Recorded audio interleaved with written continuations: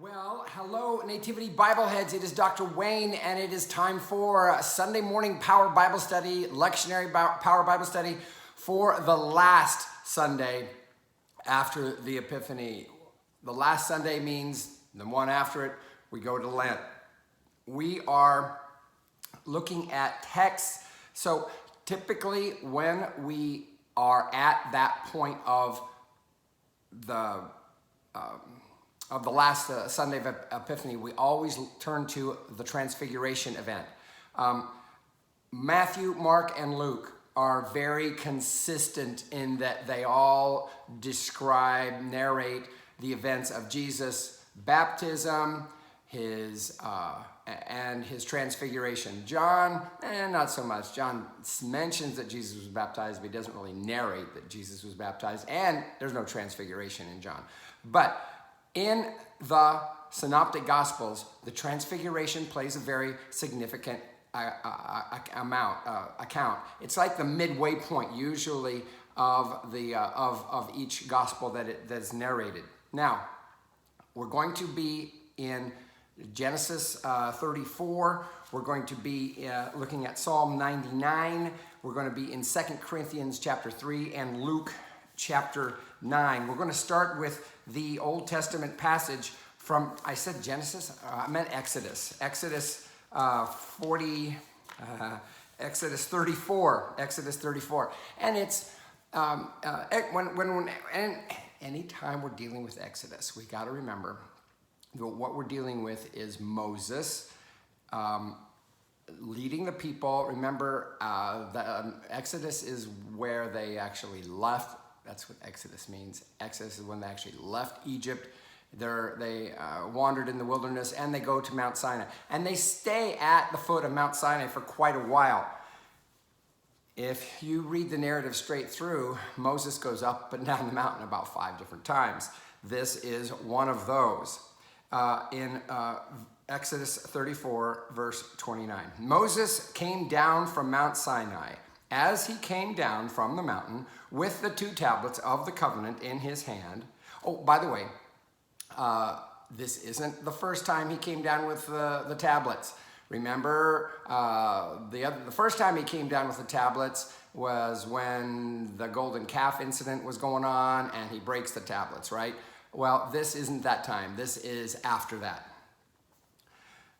As he came down from the mountain with the 2 tablets of the covenant, by the way, that word covenant is very interesting because it doesn't really mean commandments. It means more like treaty. We all know what a treaty is, right? It's something that is usually hammered out between people who are at war, right? And it's kind of like a cessation of hostilities kind of a thing. And okay, it says if we're going to get along, this is what's got to happen. So that's the word that gets translated as covenant. And it's a very ancient kind of a word because it really points to the fact that salvation has happened, okay? The Lord has saved them. Salvation is in the background. The question now is, how do we properly respond to God having that salvation in hand, okay? So he comes down the mountain with the 2 tablets of the covenant in his hand. Moses did not know that the skin of his face shone because he had been talking with God, okay? The word shone there is probably, I had a better word for that, and I can't remember what it was. More like radiant. It's like it was radiant. Ooh, remember, how people will say that, sometimes they'll say of pregnant women that they're glowing. Well, it's kind of that. So, yeah, the face of his skin shone because he'd been talking with God. Now, this is a part of our text for the last Sunday after the Epiphany, the Transfiguration, because we're, as you may recall, when, and we'll see this when we read Luke, that when Jesus was in his transfiguration, that his face also shone. So this sets a kind of a paradigm, if you will, for that event. Verse 30. When Aaron and all the Israelites saw Moses, the skin of his face was shining, and they were afraid to come near him. Fear is a human response to divinity. And the glowing face is something that had them know that, wow, he's been in the presence of God. No other explanation for it. This is the way that works. Verse 31, but Moses called to them, and Aaron and all the leaders of the congregation returned to him, and Moses spoke with them. We're not told what he told them. Afterward, all the Israelites came near, and he gave them in commandment all that the Lord had spoken with him on Mount Sinai. And there was more than just the 10 Commandments, by the way. There was the whole thing about building the tabernacle, and all kinds of other commandments were given up there. It wasn't just the 10 words, the Decalogue, as we call it. It was much more than that. Verse 33, when Moses had finished speaking with them, he put a veil on his face. Now, the word veil, I know, when we hear the word veil, we think of scarves or, like see-through things like an I Dream of Jeannie or, some sort of a diaphany. No, it's like the word mask. It's the same thing as mask, okay? We know the word mask today, don't we? Yes, we do. So yeah, he put a mask on his face, okay? So you don't want to picture him like, putting a scarf or it could be. You've seen the way in the Middle East they will wrap around their face, and so all you can see is their eyes. Yeah, well, that's kind of what we're talking about. But the word mask communicates it as well, especially since it's got so much today in today's day and age. It's got so much connotations. It's like, okay, well, let's get comfortable with that. All right. When Moses, he put verse 34. But whenever Moses went in before the Lord to speak with him, he would take the veil off, the mask, until he came out. And when he came out, he told the Israelites what he had been commanded. The Israelites would see the face of Moses, that the skin of his face was shining, and Moses would put the veil on his face again until he went in to speak with him. So there's a lot of emphasis here on the shining face and the fact that the people just can't handle it, okay? Maybe that's the context we need to think of, especially if we're annoyed at seeing our worship leaders wearing masks, right? Or not. There was debate amongst the rabbis about, to what extent did he wear the mask? Like, did he talk with the mask? Did he take the mask off? Did he only take the mask off when he was talking? And to what extent did he wear the mask? And how long did he have to wear the mask after seeing and all of that? Moses has a special position with God, obviously. And some commentators will talk about this as being an argument for ordination, the idea that there are certain people that are allowed certain access to God, and then relating that to the people. I don't know if we need to go that far, but we're going to see more of this connection when we see the transfiguration with Jesus. Remember, Moses came to represent the preeminent lawgiver. He was even considered to be a priest. Well, we'll see that in our psalm reading, actually, in Psalm 99. Actually, let's go to Psalm 99 right now. I am going to read it out of the Book of Common Prayer. One of the reasons why I like the translation in the Book of Common Prayer, or why I like to use it for these studies, is that number one, that's what we use in our Episcopal worship, and number two, it's more translated for public worship, and so it's more, it's easier it's easier, I don't know, verbiage wise.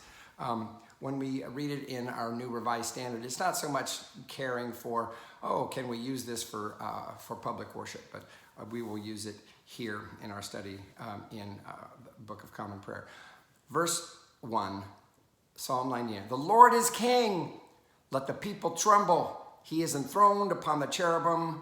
Let the earth shake. Okay, so anytime we see L-O-R-D in all caps, that's the tetragrammaton, that's the covenant name for God, right? So it's referring to the Lord being, typically we see Israel's God being talked about as being the God of all gods, and like the one before whom everyone trembles, okay? It doesn't matter whether or not you are a worshiper or not, he demands that kind of attention. Notice it mentions he's enthroned upon the cherubim, okay? The cherubim, remember the I am ending is a plural, masculine plural ending in Hebrew.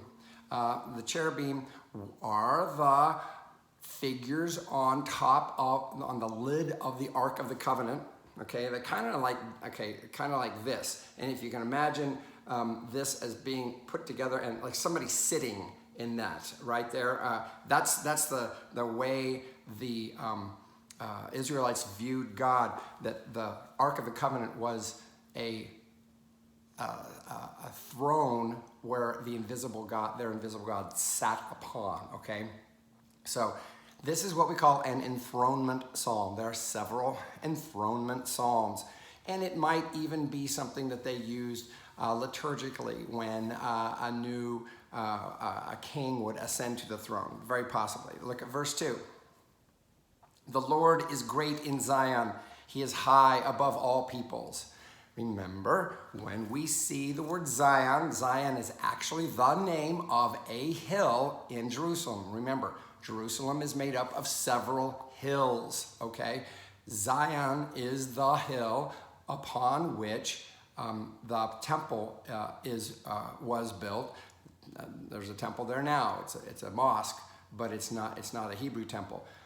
There are hills that are higher than it. In fact, Mount Olives, right on the other side of the valley. You can actually look down on Mount Zion. It's a wonderful view. The Lord is great in Zion. He is high above his peoples. In fact, some people think that it's possible that the imagery here is that somehow that Zion might even be the footstool of the Lord. Okay, if you can imagine a Lord so large that the cherubim are somewhere up in the ethers, and what is Mount Zion but the footstool for the Lord? Very possible that imagery was what they had in mind. Verse 3. Let them confess his name, which is great and awesome. He is the Holy One. O mighty King, lover of justice, you have established equity. You have executed justice and righteousness in Jacob. So, as you can see in our translation, there's quotations around that. So it's very possible this was done responsorially, right? With declarations from the priests, declarations from the people, the declarations from the king himself. Liturgical use of the Psalms, yes, it definitely was used liturgically. They didn't just use them as, it's not that different from the way we use it as a responsive reading. Although I'm guessing they had, there probably was more to it with them. But know that this is liturgically oriented. Verse 5, proclaim the greatness of the Lord our God and fall down before his footstool. He is the Holy One. So this one, kind of imagine, if you can imagine the ark being that footstool, maybe, okay? Or maybe it's not. Maybe it's people outside, on Mount Zion, okay? Moses and Aaron among his priests, and Samuel among those who called upon his name.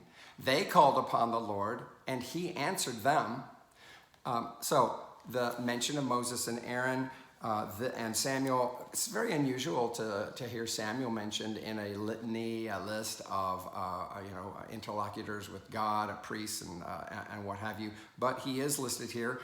He was known as being a prophet as well, the first of the prophets. So we have the transition here. Remember, Samuel was a transition kind of a person, okay? The last judge, the first prophet, but he was a priest, okay? And remember, his sons weren't so, trustworthy, and so the priesthood changed at that point. Well, anyway, verse 7. He spoke to them out of the pillar of cloud. They kept his testimonies and the decree that he gave them. The mention of the pillar of cloud, yes, it recalls the Exodus, where we saw that the pillar of cloud was something that guided them. I can't remember if the pillar went behind them. There was a pillar of cloud, and then there was a pillar of fire. I can't remember which one before and which one after, but it brings up that imagery of the Exodus, and it also provides the imagery for what we get when we read the transfiguration story with Jesus. Verse 8, O Lord our God, you answered them indeed. You were a God who forgave them, yet punished them for their evil deeds. Could be a congregational kind of response. If it is in quotations, it's one way of reading it. Verse 9, last verse, proclaim the greatness of the Lord our God and worship him upon his holy hill, for the Lord our God is the Holy One. Verses 5 and 9 are basically exactly the same. The first 5 set a grandiose picture of worship, and then the last verses bring it down into history. So this is fitting in with our theme of transfiguration. We're going to move on. We're going to talk. We're going to go to. I'm going to save the gospel for last. We're going to do 2 Corinthians chapter 3. Now, in 2 Corinthians, oh boy.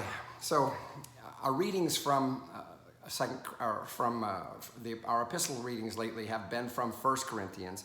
In 2 Corinthians, Paul is really fighting desperately to talk to his people about the fact that his apostleship is valid, and that they should not follow these super apostles, which he uses that expression not in this passage, but he's being very defensive, and these other teachers, they were Christian, they were Jewish, but they had belittled Paul's ministry to the point that, and it's interesting if you think about it, we don't get any writings from them that got preserved, no. But we got to realize that a lot of the writings we have of Paul, he's reacting to something, okay? Just remember that. So we are in 2 Corinthians chapter 3 and going through reading, starting in verse 12 and going through chapter 4, verse 2.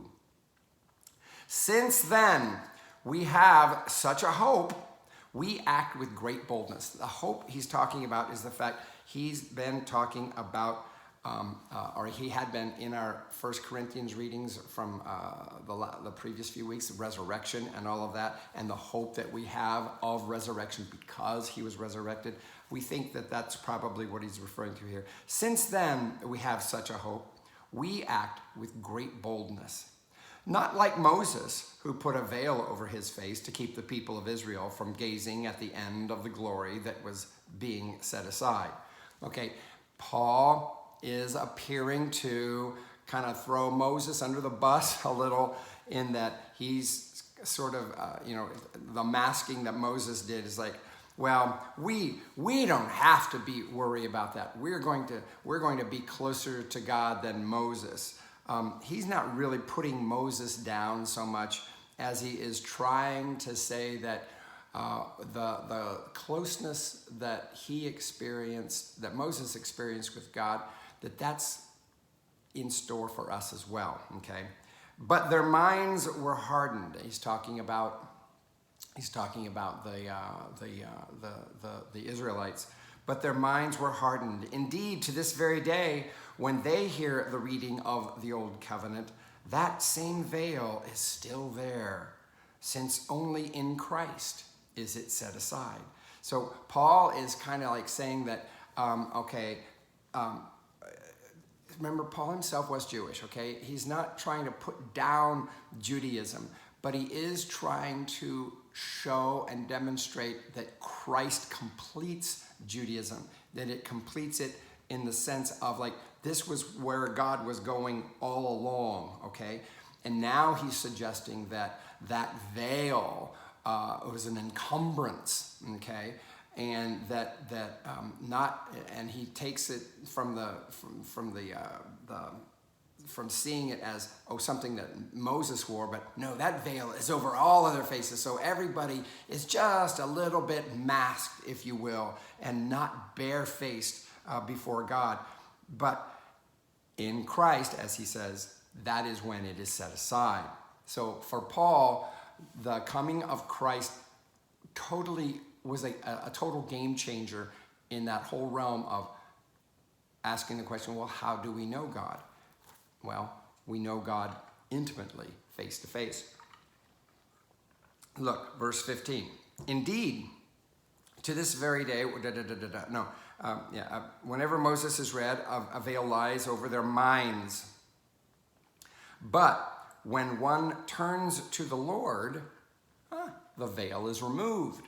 So he's using the metaphor of the veil, the mask, as something that impedes direct contact with God.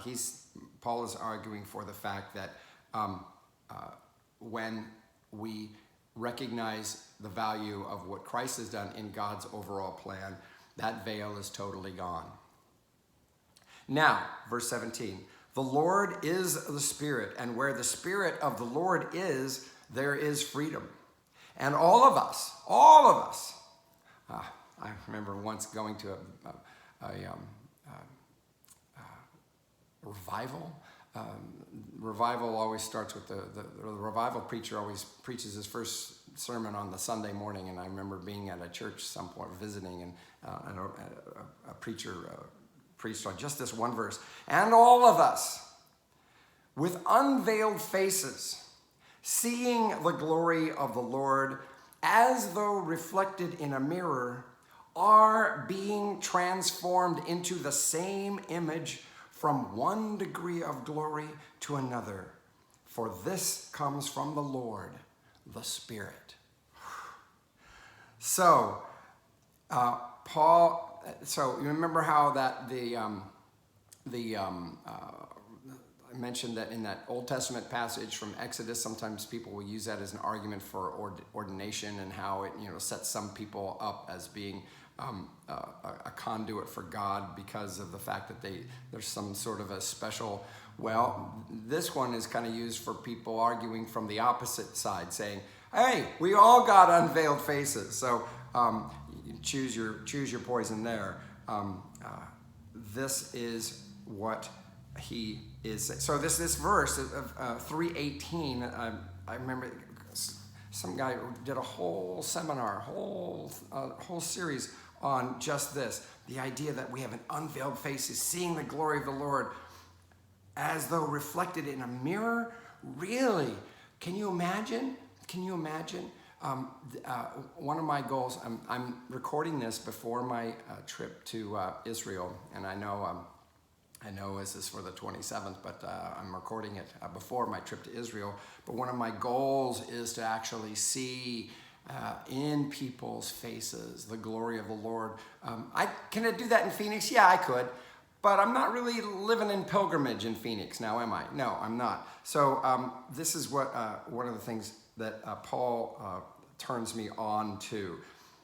All of us with unveiled faces, seeing the glory of the Lord as though reflected in a mirror. It's like, can we look in the mirror and see ourselves and also see the Lord? What a great idea, right? Well, this is what Paul suggests is possible, because he says that we are being transformed into the same image. Oh, yes, This is what gives us hope as human beings, as people loved by God. The idea that we are being transformed, whether, it doesn't matter whether or not we like how we look in the mirror. You know what? What's really happening? You know what's really happening? Yeah. We are being transformed into the same image from one degree of glory to another. For this comes from the Lord, the Spirit. There's two more verses here, verses 1 and 2 from chapter 4. Therefore, since it is by God's mercy that we are engaged in this ministry, we do not lose heart. Can you imagine? This is what Paul sees his ministry as doing, introducing people to this kind of a relationship with God. And this is why he is so perturbed, I guess you could say, about these super apostles, those other preachers that are advocating continuing the religiosity of the Judaism. And he's saying, that's what he means by, therefore, it is by God's mercy that we are engaged in this ministry. See, teaching people about how they can have unveiled faces. Verse 2, we have renounced the shameful things that one hides. We refuse to practice cunning or to falsify God's word, but by the open statement of the truth, we commend ourselves to the conscience of everyone in the sight of God. This is a defense of what he's doing ministry-wise, okay? So this is, and that clearly comes out in the end. And he's trying to distinguish what it is that he has to offer as a minister as opposed to these other people. Okay, we are moving on to the gospel. This is in Luke chapter 9. It is the story that Luke conveys of Jesus' transfiguration. And it begins in chapter 9, verse 28. And we're going to go through verse 36. There's an optional thing of verses 37 to 43, but we're not going to do those. Now, about 8 days after these sayings, right there, 8 days after. This isn't just a happenstance, kind of like, oh, Luke was looking at the calendar. And no, the 8 days is very significant. 8 days. What does 8 days mean? 8 days mean a full week and then the day off. Easter is considered an 8th day kind of a celebration. Why? Because of the fact that the resurrection happened on the first day of the week. And then, so the 8th day is the 7 days after, celebrating that again, okay? So the idea of the 8th day is kind of a resurrection idea to begin with, anytime 8 days is mentioned. And so some scholars will contend that what we have in the transfiguration story is a misplaced or a whatever, however you want to call it, but a resurrection appearance kind of a narrative, but that it's been put in the midst of Jesus' ministry. I don't know that we necessarily need to go there, but the fact that Luke says it's 8 days after he's the only gospel writer that does this. Remember, only Matthew, Mark, and Luke have a telling of the transfiguration. Only Luke is the one who mentions anything about 8 days, okay? And all of the stuff that happens before that, it's like there's no logic of why it would be 8 days later. It's clearly symbolic that what we're getting here is a proleptic view of the reality of who Jesus is. Okay. Now, about 8 days after these sayings, Jesus took with him Peter and John and James and went up on the mountain to pray. Jesus does a lot of things in Luke significant that happen after prayer, okay? Choosing the disciples, getting baptized. Here, the Garden of Gethsemane thing, he was praying, right? So this is a signal in Luke's way of narrating that something big is going to happen. So, and he takes, Peter, James, and John who consistently seem to show up as that inner circle around Jesus. And while he was praying, notice this, while he was praying, the appearance of his face changed, and his clothes became dazzling white. Obviously, this is it's pulling the idea of divinity. There's something going on here in terms of ordination, of consecration, of dedication, of indicating the Jesus purpose. Not that it hasn't been there before. I mean, we've already been told that he was his son in the baptism, but this is like that confirmation of it in a bigger picture. Suddenly, they saw two men, okay, Moses and Elijah, talking to him. Moses, remember, he represents the ultimate teacher of the law. Elijah represents the ultimate teacher, the ultimate prophet, the kind of like the prophet extraordinaire, okay? Moses, Elijah, Jesus. Now, let's go on. They appeared in glory and were speaking of his departure. Now, they appeared in glory. What does that mean?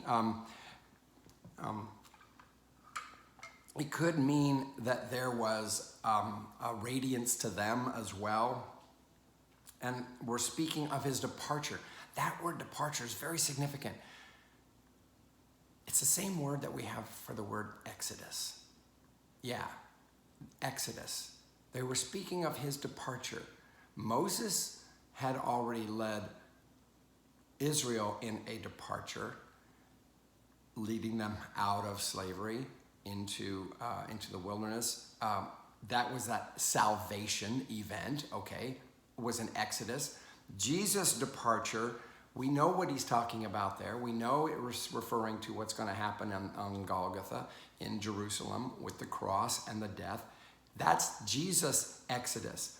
That's his thing that is the Exodus par excellence, okay? The departure, the saving, the act that he is going to accomplish, okay? They were speaking of his departure, which he was about to accomplish at Jerusalem.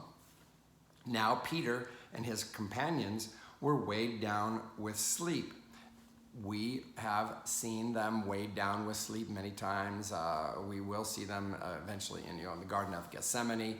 But the theme that seems to come about a lot is that as God is doing what God has to do to save our sorry souls, we are just doing what we do as humans. God is still at work. We don't have to do anything to get God to do what God's doing, okay? I think that's the significance of the sleep. Now, Peter and his companions were weighed down with sleep, but since they had stayed awake, so here it's like saying, it shows them as sleepy, but yet not totally, like maybe they're in this little dreamy dreamland kind of a situation, right? They saw his glory and the two men who stood with him. So they witnessed to that.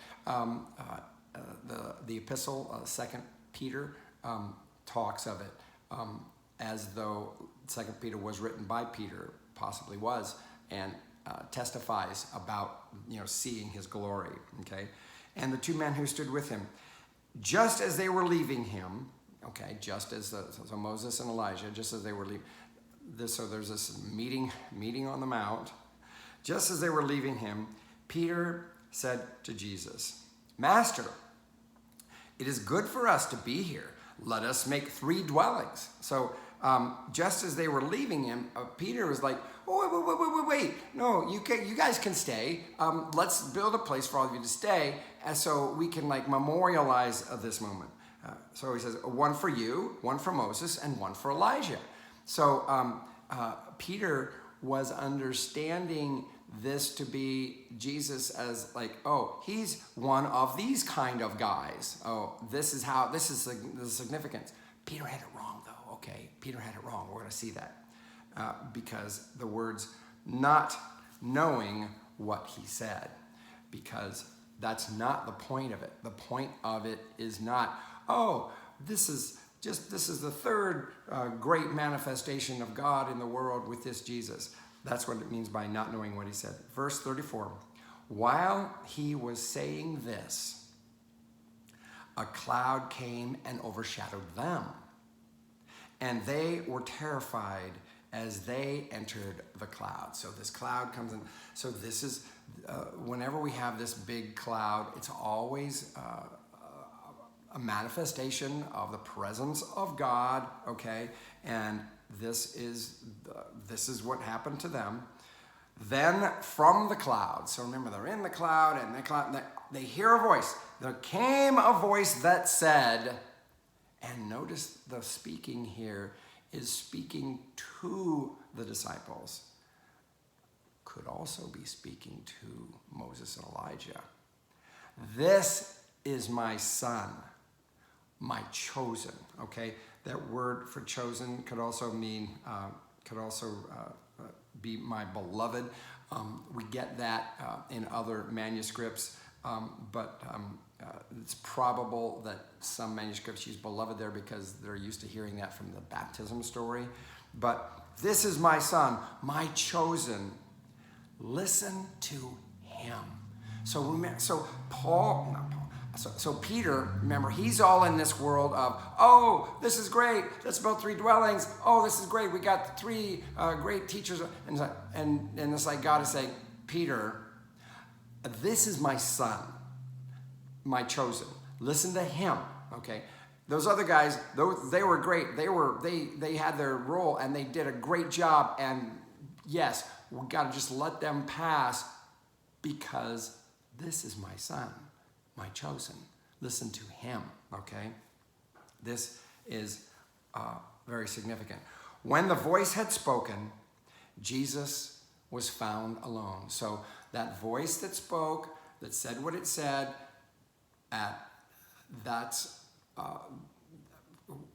when it was all done, Moses and Elijah gone. Like I said, I never asked this question before, but it's very possible that's something they heard as well, although we're not told that. It's meant more for the disciples, obviously. This fits in with what the early church had to deal with like deciding, oh, are we going to be Christians who are Jewish, or are we going to be Jewish kind of Christians? And it is spoken in this way to relieve anyone of feeling a need to bring that all of that past, all of that the legalism from the past with them forward. This is my son, my chosen. Listen to him. When the voice had spoken, Jesus was found alone, and they kept silent, and in those days told no one any of the things they had seen. So in Mark, we have a thing where we're told that Jesus sternly tells them not to tell anyone. Luke doesn't have to tell them that. It just says bluntly, oh, so they lived with the reality of something that they had witnessed, that they had seen, probably not totally understood, but did not talk about. This is the nature of the transfiguration. It is a celebration of God's deigning to humanity, and the closest we can get to God is in this kind of form. This is old imagery, and it doesn't bespeak of a world that we can relate to so much, because we don't relate to God as being something that exists in cloud and pillar of fire and on a mountaintop. But these images are metaphorical, and they do describe the fact trying to describe as best. Human language struggles to describe divinity because we're just not, because we're just so limiting, okay? And God is so unlimited. So therefore, we have to really strain to try to get anything communicated about divinity. And in this case, that transfiguration, it shows, trying to show that divine human encounter and how it is all, God's representative on earth is wrapped up in who Jesus is, and we can depend on that. We can trust that. This is the voice of God speaking. This is my son, my chosen. Listen to him. Yeah. Doesn't mean we disregard everything previous, but Jesus is why I say he is the hermeneutic through which we read the entire Bible. Yes, even the Old Testament. Because of this, he is my son, my chosen. Listen to him. So this is our lesson. This is what transfiguration is about. Transfiguration is about us being that glory of God, of knowing that we are being transformed into the glory of God. We want others to see God through us, if that's possible. Think about that. How is it that people can see God through you? How are you doing at that? Can you even let yourself be seen as something that somebody can see God through? That's your challenge from Transfiguration Sunday. So that is it for